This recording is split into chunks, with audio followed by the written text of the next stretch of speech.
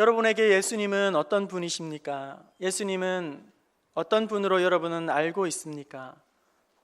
예수님에 대해서 막연히 알면 막연히 믿을 수밖에 없겠죠. 예수님을 막연히 믿으면 막연히 헌신하고 막연히 봉사할 수밖에 없을 것입니다. 막연한 헌신과 막연한 봉사에는 변화도 성장도 성숙도 있을 수가 없습니다. 변화도 없고 성장도 없고 성숙도 없고 그러한 신앙생활에는 감사도 감격도 기쁨도 즐거움도 구원의 기쁨도 없는 결국 막연한 신앙인이 되고 말 것입니다. 예수님에 대해서 막연히 알고 막연한 신앙생활을 하는 사람들은 막연한 삶을 살아갈 수밖에 없는 것입니다. 많은 사람들이 예수님에 대해서 잘 안다고 스스로 생각합니다. 하지만 예수님을 믿지 않습니다. 이는 결국 스스로 예수님에 대해서 제대로 알지 못하다는 것을 반증하는 일일 것입니다. 예수님을 제대로 알면 제대로 믿을 수밖에 없습니다. 예수님을 제대로 알면 예수님을 따를 수밖에 없습니다. 예수님을 제대로 믿게 되면 예수님을 앞에 또 믿음으로 살아갈 수밖에 없는 것입니다. 여러분, 언젠가 제가 목회자 세미나를 참석하였을 때에 수원의 어느 큰 교회 목사님 토크 콘서트를 하시는데 우리 안수 집사님들과 함께 그 큰 교회를 지난번에 탐방을 한 적도 있습니다만 그 목사님이 목회 자기관리, 목회자의 건강관리에 대한 토크 콘서트를 하면서 그 한가운데에 도시락을 하나 꺼내놓으면서 현미에 대한 효능에 대해서 아주 침이 마르도록 그렇게 칭찬을 하시고 또 예찬을 하시더라고요. 당신께서 위암 수술을 하게 되었는데 위암 수술을 한 이후에는 어디를 가든지 뭐 흰밥이라든지 뭐 이런 거는 절대 식당 가서도 먹지 않고 자기가 준비한 이 현미밥을 도시락으로 가져와서 그렇게 먹고 하면서 건강을 잘 유지하고 있다고 현미에 대해서 막 침이 마르도록 그렇게 자랑을 하고 선전을 하고 홍보대사처럼 그렇게 하시는 거예요. 많은 시간을 그렇게 할애를 하시더라고요. 저는 솔직히 그 이야기를 들으면서 한 귀로 듣고 한 귀로 흘려버렸습니다. 또 뭐 대수롭지 않게 귀뚱으로만 그렇게 들었습니다. 그 목사님은 그렇게 현미에 대한 반응을 하고 또 대한 그런 태도를 취하고 저는 전혀 그렇지 못한 그런 시큰둥한 그런 태도를 취하는 이유는 어디에서 오는 것일까요? 현미에 대한 이해의 수준이 다른 것이죠. 현미에 대한 알매 차원이 다른 것이죠. 현미에 대한 믿음이라든지 확신이 다르게 되는 것이죠. 저는 그냥 그런가 보다 뭐 좋겠거니 뭐 그렇게 정도로 이해한다면 그 목사님은 현미에 대한 남다른 애정과 확신을 가지고 현미에 대해서 누구라도 만나면 알려줘야겠다, 자랑해야겠다, 그런 어떻게 보면 사명까지도 끌어안고 살아가는 듯한 그런 모습을 보이더라는 것이죠. 제가 왜 이런 말씀을 드리냐면 예수님을 제대로 알게 되면 제대로 믿을 수밖에 없다는 거예요. 예수님을 제대로 알게 되면 예수님을 믿고 따라갈 수밖에 없습니다.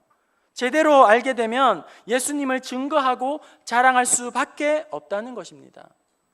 여러분에게 예수님은 어떤 분이십니까? 여러분은 예수님을 어떻게 알고 있습니까? 예수님에 대한 여러분의 이해와 믿음의 수준, 그리고 여러분의 신앙 고백은 무엇입니까? 예수님의 탄생을 축하하는 이 성탄의 계절에 예수님은 누구이신가? 예수님의 무엇이 그토록 우리에게 특별한 것인가 하는 내용으로 제목으로 잠시 은혜를 나누고자 합니다. 오늘 본문 말씀 13절에는 예수님께서 제자들에게 물어 이르시되 사람들이 인자를 누구라 하더냐 이렇게 묻고 계시죠. 인자를 누구라 하더냐. 이에 14절을 더러는 세례 요한이라고 하고 더러는 엘리야라 하고 더러는 예레미야라고 하고 더러는 구약의 선지자 중에 한 사람일 거라고 그렇게 대답을 하였습니다. 보십시오.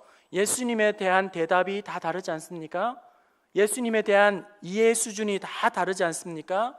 그들은 예수님에 대해서 다 이해가 다르고 또 알미 다르고 해석이 달랐다는 것이죠. 이에 재차 예수님은 물으셨습니다. 15절 이르시되 너희는 나를 누구라 하느냐. 여러분, 이 질문은 오늘 우리를 향한 질문이기도 합니다. 나의 아내는 예수님에 대해서 이렇게 생각하고, 남편은 예수님에 대해서 이렇게 생각하고, 나의 부모님은 예수님에 대해서 이렇게 생각하고, 믿음 좋은 장로님은 예수님에 대해서 이렇게 말하고, 믿음 좋은 관사님은 이렇게 예수님에 대해서 자랑을 하는데, 그렇다면 이렇다 저렇다 하는 다른 사람의 이야기가 아니라 너는 나를 누구라 하느냐. 오늘 우리 각 사람에게 우리 주님이 듣고 싶은 신앙의 고백이 있다는 거예요. 아무리 다른 사람들이 하나님 나를 구원하셨어요, 우리 주님 역사하셨어요, 나에게 생명이십니다, 구원이 있습니다, 간증거리가 너무나도 넘칩니다, 이렇게 아무리 많은 사람들이 이야기하고 고백하고 노래하고 자랑을 해도 그것은 어디까지나 그 사람의 예수님이요, 그 사람의 신앙 고백이죠. 너는 나를 누구라 하느냐. 우리 주님 물으신다면 여러분은 주님께 내어놓을 대답의 말이 있습니까? 너는 나를 누구라 하느냐, 이 질문에 베드로는 뭐라고 대답을 하였습니까? 16절 말씀 우리 함께 보겠습니다. 베드로의 고백입니다. 16절 시작. 시몬 베드로가 대답하여 이르되 주는 그리스도시요 살아계신 하나님의 아들이십니다. 주는 그리스도시요, 우리의 메시아이시며 구원자이신데, 그 구원자이신 이유는 하나님의 아들이시기 때문입니다. 아름다운 고백을 하게 되었죠. 예수님에 대한 이런 바른 고백과 바른 이해와 바른 알에 대해서 우리 주님은 그 대답을 들으시고 놀랍도록 칭찬하시고 축복하여 주셨습니다. 바요나 시몬아, 내가 복이 있도다. 너는 베드로라. 내가 이 반석 위에 너 교회를 세우리니 음부의 권세가 이기지 못하리라. 내가 천국 열쇠를 내게 주리라. 베드로의 대답을 듣고 우리 주님은 엄청난 칭찬과 축복을 해주셨어요. 무엇을 할 수 있을까요? 베드로의 이 대답이 그만큼 우리 주님의 마음에 흡족했다는 것입니다. 베드로의 대답을 듣고 이렇게 축복하신 것은 베드로의 이 대답이야말로 우리 주님의 마음에 쏙 들었기 때문에, 그 대답이 너무나도 만족스럽기 때문에 그 대답을 들으시고 우리 주님은 놀랍도록 베드로를 축복하여 주시고 칭찬해 주셨다는 거예요. 여러분, 말씀의 순서를 한번 잘 생각해 보세요. 이 구조를 한번 보십시오. 앞뒤의 문맥을 한번 잘 보십시오. 예수님에 대한 바른 신앙의 고백과 함께 그 뒤에 놀라운 축복이 연결되고 있다는 거예요. 예수님에 대한 바른 이해와 바른 신앙 고백이 곧 이제 놀라운 은혜와 축복과 칭찬으로 연결되더라는 것입니다. 오늘 이 시간 우리 또한 예수님에 대한 바른 믿음과 바른 이해와 바른 신앙 고백으로 말미암아 베드로가 받았던 이 칭찬, 베드로가 누렸던 이 놀라운 축복에 함께 동참하시는 저와 여러분 될 수 있기를 바랍니다. 또 한 가지 더 놀라운 것은 17절에 이를 알게 하신 이는 혈육이 아니요 하늘에 계신 내 아버지시니라 말씀합니다. 무엇을 의미할까요? 이런 베드로의 놀라운 고백은, 이런 아름다운 신앙의 믿음은 그 자신의 지적인 수준에서 나온 것이 아니라, 그 스스로의 의사결정으로 나온 것이 아니라, 베드로의 어떤 경험이나 견문이나 학식에서 주는 그리스도시요 살아계신 하나님의 아들이십니다, 그렇게 고백하는 것이 아니라 전적으로 하나님의 은혜요 하나님의 축복으로 베드로가 고백할 수 있다는 것입니다. 여러분, 이 시간 나의 힘으로, 나의 노력으로, 나의 열심으로, 나의 지식으로, 나의 머리로 우리 주님을 알아가려고 하는 그 어떠한 노력과 시도도 다 내려놓을 수 있기를 바랍니다. 이 시간 하나님 앞에 나아갈 때에 하나님 아버지 긍휼을 허락하여 주시고 은혜를 허락하여 주시고 성령의 기름 부으심이 있게 하여 주옵소서. 이 시간 나의 눈을 열어 주시옵소서. 주님을 밝히 볼 수 있도록 이 시간 마음의 문을 활짝 열어 주시옵소서. 아버지의 뜻을 깨달을 수 있도록 나의 귀를 열어 주시옵소서. 하나님의 음성 들을 수 있도록 나의 입술을 열어 주시옵소서. 하나님을 찬송하고 증거하고 자랑할 수 있도록, 그것이 우리의 힘이 아니라 나의 의지로 노력으로 하는 것이 아니라 전적으로 신령한 하나님의 은혜와 섭리인 줄로 믿습니다. 예수님은 누구입니까? 예수님의 무엇이 그토록 특별한 것일까요? 오늘은 기독론에 대한 말씀을 전하려고 합니다. 예수님의 인성과 예수님의 신성에 대한 다소 어렵고 또 조금은 신학적이고 또 철학적인 내용을 다루려고 합니다. 여러분 귀를 쫑긋하게 세우시고 평소에도 여러분 집중해서 말씀을 드리셨지만 오늘은 2배, 3배 좀 더 집중해서 말씀을 잘 경청해 보실 수 있기를 바랍니다. 예수님의 무엇이 그토록 특별하다 말인가요? 첫 번째, 한 인간으로서 이 땅 가운데 태어나시고 또한 사시고 생을 사시고 가르치시고 또 십자가에 죽으시고 부활하셨다는 사실이 특별하다는 거예요. 여러분 예수님은 책 한 권도 기록하지 않으셨지만 예수님의 삶을 생애를 알 수 있는 많은 자료들을 우리는 가지고 있습니다.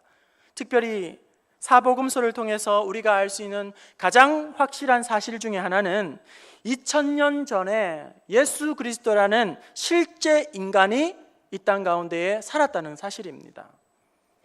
하나님이신 예수님께서 육신의 몸을 입고 육신의 옷을 입고 우리와 똑같은 인간의 옷을 입고 몸을 입고 이 땅에 오셨다. 만일 여러분이 그 시대로 다시금 돌아갈 수만 있다면 여러분은 우리 주님의 음성을 여러분의 귀로 똑똑히 들을 수 있을 것입니다. 여러분의 눈으로 우리 주님을 똑똑히 볼 수 있을 것입니다. 그리고 여러분이 주님께 가까이 갈 수만 있다면 손을 뻗어 우리 주님의 옷자락을 만질 수가 있을 것입니다. 예수님은 2000년 전에 실제로 이 땅 가운데에 태어나셔서 인간으로서 그렇게 삶을 사시다가 2000년 전에 구원의 은총으로 십자가의 도를 행하시고 또 구원의 성취를 하셨습니다.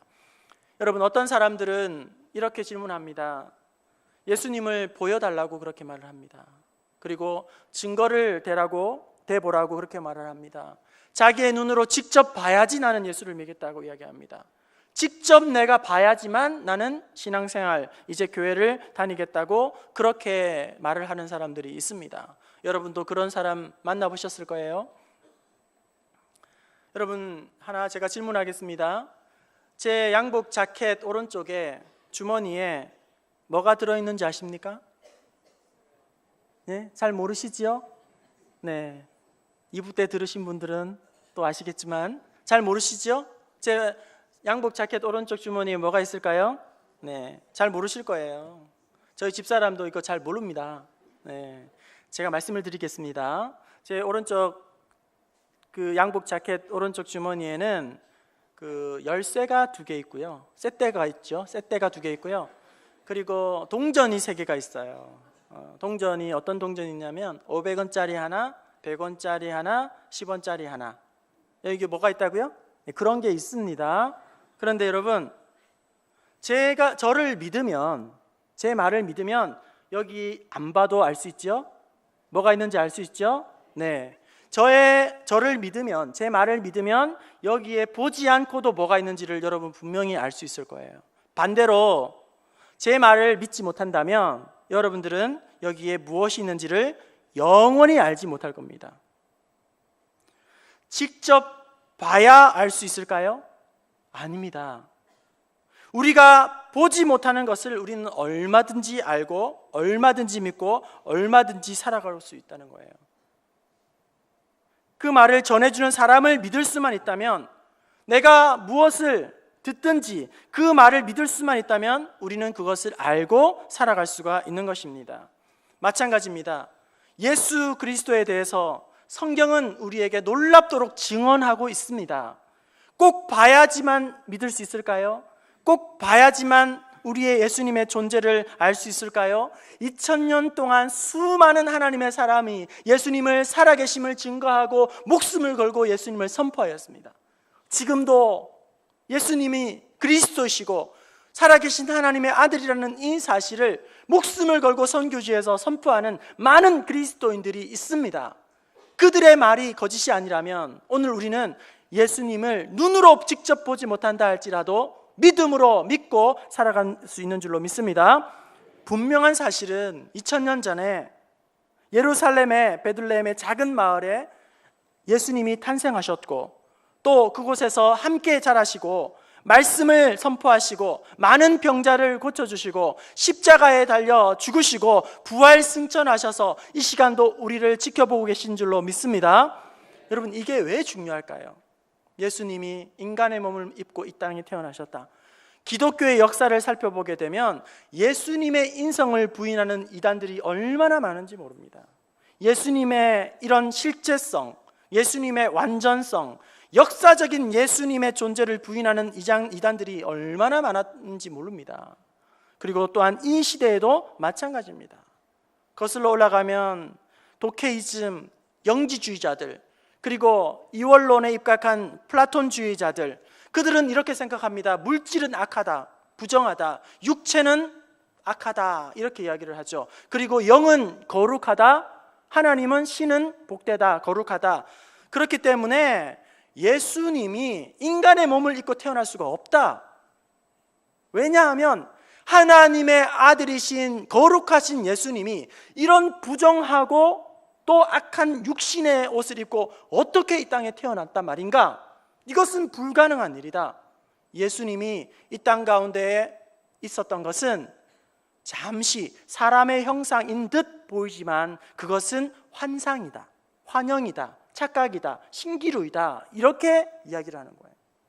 그리고 또한 어떤 분파들은 이렇게 말합니다. 예수님의 인성과 역사적인 사실을 축소시켜서 예수님은 반인반신이다.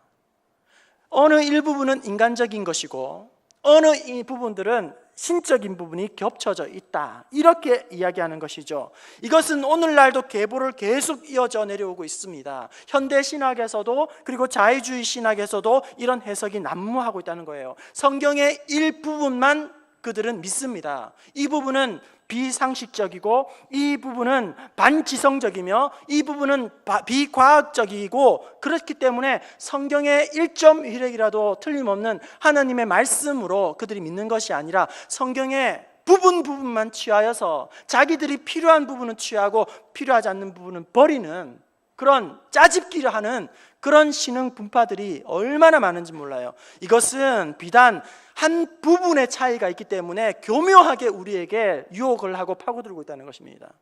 오늘 이 시대에도 우리 예수님께서 완전히 인간의 몸을 입고 육신의 몸을 입고 이 땅 가운데에 태어나셨다, 인간으로 오셨다, 이 사실을 부인하거나 혹은 색깔만 조금 바꾸어서 등장하고 있는 많은 이단 종파들이 있다는 사실입니다. 완전한 인간의 몸을 입고 실제적인 이 땅에 오셨다, 이것이 우리의 머리로, 지성으로, 우리의 상식으로 그렇게 사고로 접근하는 것이 아니라 여러분 마음속에 의심 없는 믿음으로 온전한 믿음을 소유하는 복된 성도들 될 수 있기를 바랍니다. 두 번째로, 그분의 무엇이 그토록 특별할까요? 예수님의 신성에 대한 부분입니다. 예수님의 자기 주장이 특별합니다. 예수님은 어떻게 자기를 소개하셨을까요? 하나님을 믿으니 곧 나를 믿어라, 이렇게 말을 합니다.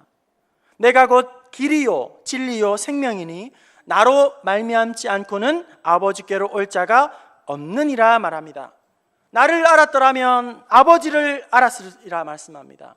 나를 본 것은 곧 하나님을 본 것이라고 말합니다. 내가 죽었다가 사흘 만에 다시 살아날 것이고 나는 이제 부활하여서 장차 심판주로 올 것이다. 나는 하나님과 동일하다, 나는 하나님과 동등되다. 이것이 우리 예수님의 자기 주장이라는 거예요. 그리고 예수님은 대제사장에게 끌려가서 단도직입적인 질문을 받게 됩니다. 내가 찬송을 받을 아들 그리스도냐? 이것은 내가 유대인의 메시아냐? 내가 구원주 재림자 예수냐? 이렇게 직접 물어본 거예요. 이 질문에 예수님은 이렇게 대답합니다. 내가 말하는 그니라. 인자가 권능의 우편에 앉아 있는 것과 하늘에 구름 타고 오는 것을 너희가 보리라, 이렇게 말씀하세요. 여러분 생각해 보세요. 내가 권능의 우편에 앉아 있을 것이다, 그리고 구름을 타고 너희에게 나타내 보이리라. 내가 바로 메시아다, 내가 구원자이다, 이렇게 말을 했다는 거예요. 그런데 여러분, 인간이라면, 사람이라면 이런 말을 절대로 할 수 없는 것이죠. 예수님께서 내가 하나님이다, 내가 구원자다 이렇게 말하는 순간 그 앞에 있던 모든 사람들이 갑자기 폭도로 변해서 십자가에 못 박아라, 십자가에 못 박아라 이렇게 저주하며 옷을 찢으며 고함을 질렀어요. 왜일까요? 네가 어떻게 하나님이냐, 네가 어떻게 구원자냐. 그들은 도무지 예수님의 입에서 나온 그 말을 믿을 수가 없어 부정했던 것입니다. C.S. 루이스는 이렇게 이야기했습니다. 이런 주장을 하는 사람이 있다면, 그러니까 내가 그리스도이고 내가 하나님이며 내가 메시아이다 이렇게 자기를 주장하는 사람이 있다면 다음에 세 가지 중에 하나다.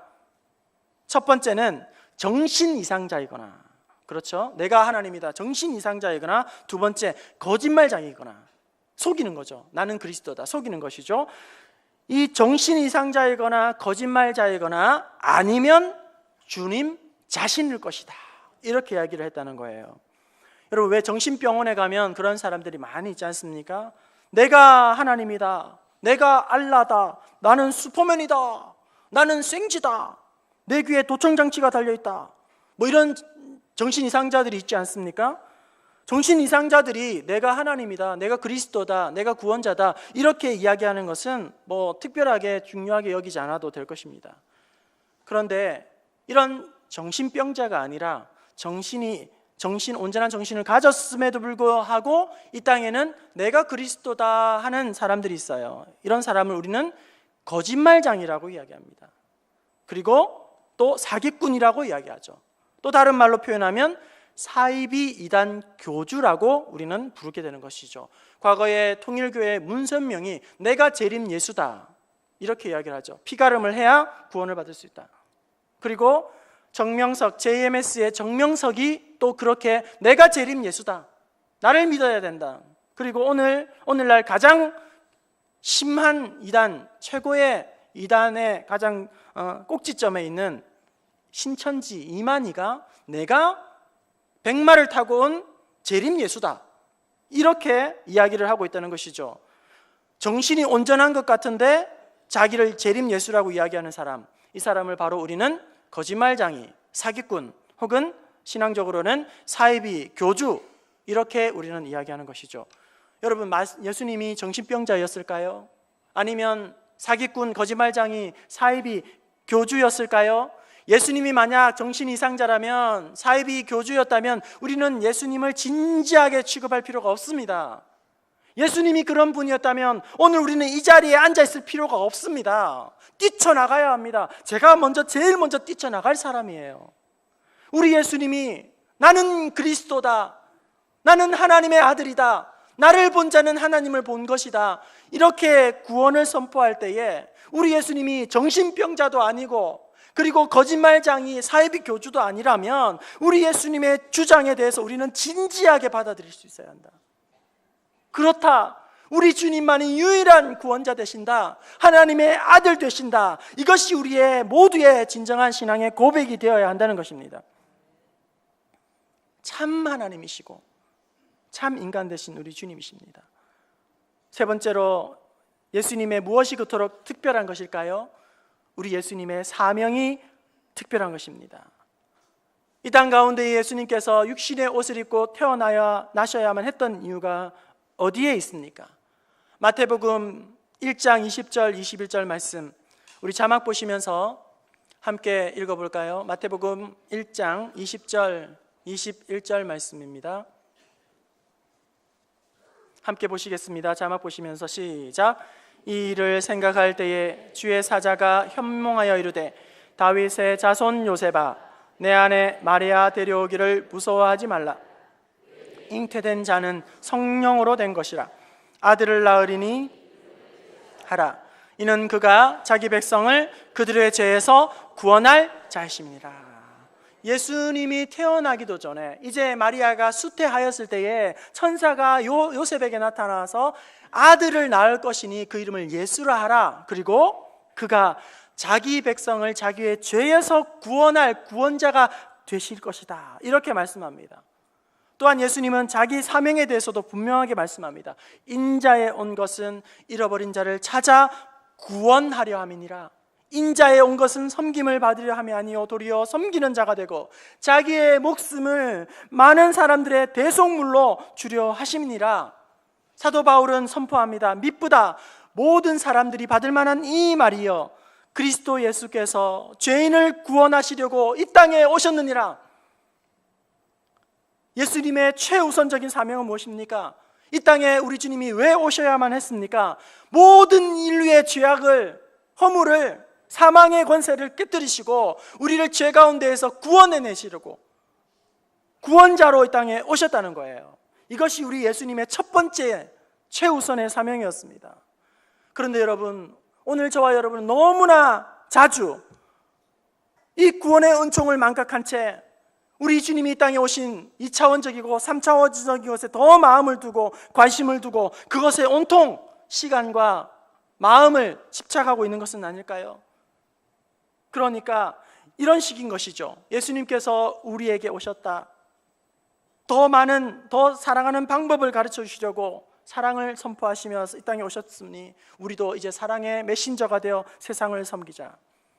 틀린 말은 아니겠습니다만 또 이런 것이죠. 우리 예수님께서 사회의 부조리를 다 깨끗하게 해결하시려고 율법의 완성으로 오셨다. 그러므로 우리는 이제 사회를 변화시키는 개혁가가 되고 사회 활동가가 되어자 세상을 변화시키자.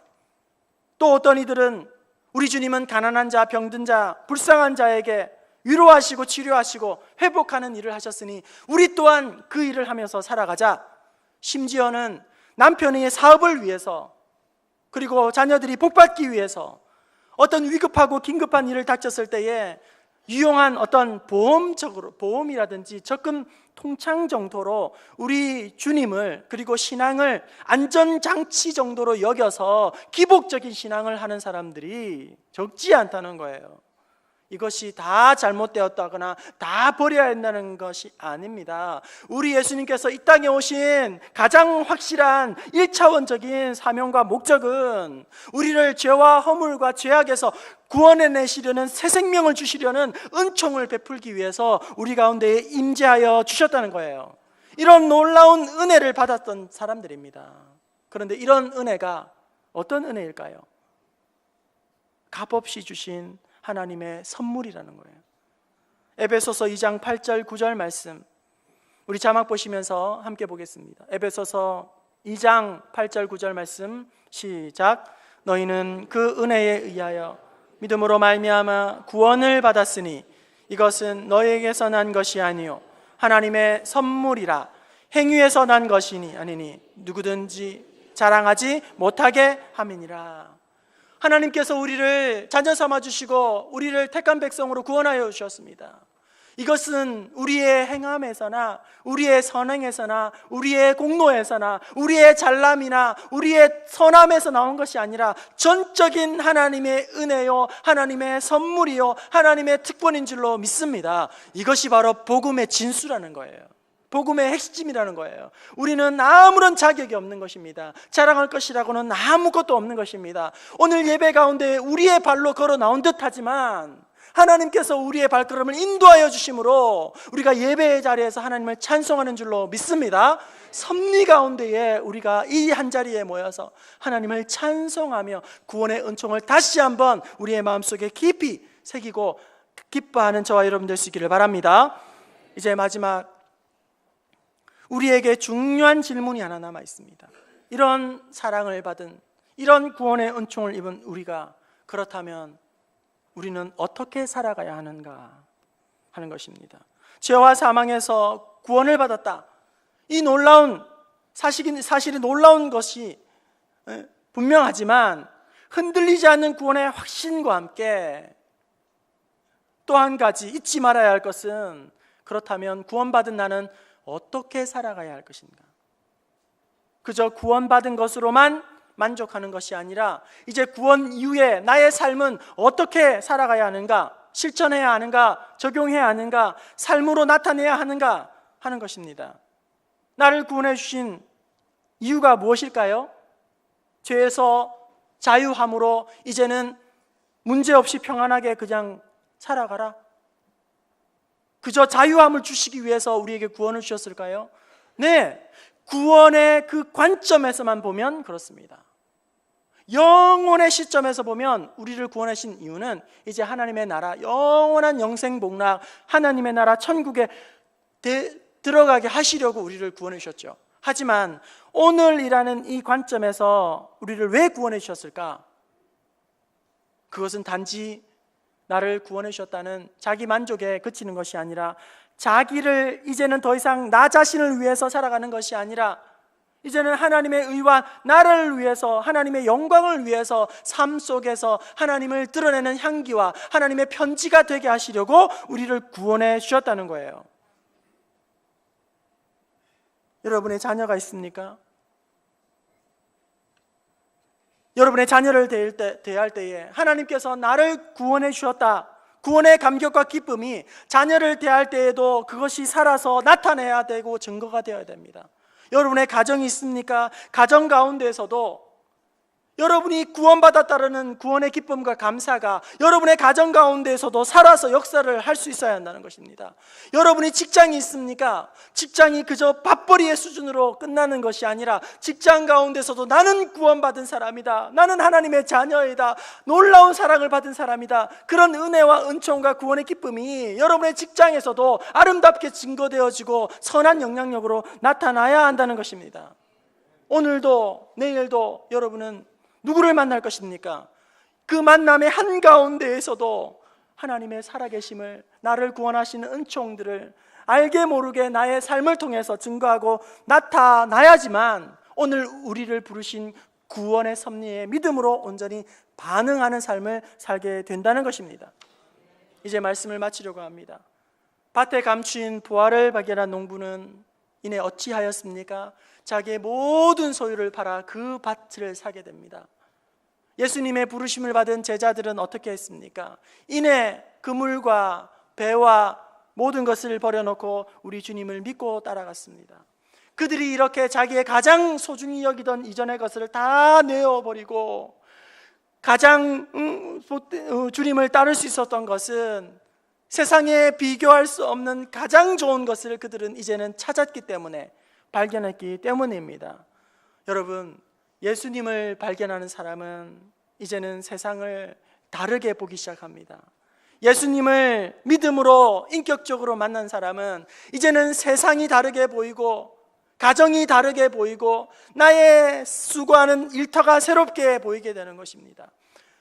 예수님을 인격적으로 발견한 사람은 이제는 영적인 안목이 열리게 되고 그저 평범한 일상이 이제는 예배의 처소로 바뀌는 그런 역사를 사모하고 기대하며 하나님 앞에 나아가게 되는 것입니다.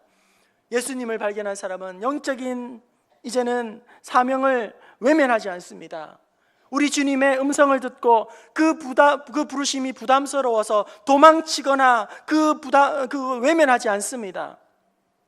이제 우리의 삶의 현장을 예배의 자리로 바꾸고자 하는 몸부림을 치는 가운데에 하나님의 은총이 예배의 이 자리뿐만 아니라 우리의 삶에도 넘치도록 하게 하실 줄로 믿습니다. 성탄절을 맞이하여서 이 구원의 기쁨과 은총을, 감사를 우리 안에만 가두어 두는 것이 아니라 예배당 안에서만 하나님을 노래하고 영광을 찬양하는 것이 아니라 내가 서 있는 그 자리에서, 나를 보내신 그곳에서 내가 만나는 모든 사람들에게 주님의 기쁜 성탄의 소식을 선포하며 구원의 즐거움을 노래하며 삶으로 예배하는, 나아가는 저와 여러분 될 수 있기를 주님의 이름으로 축원합니다.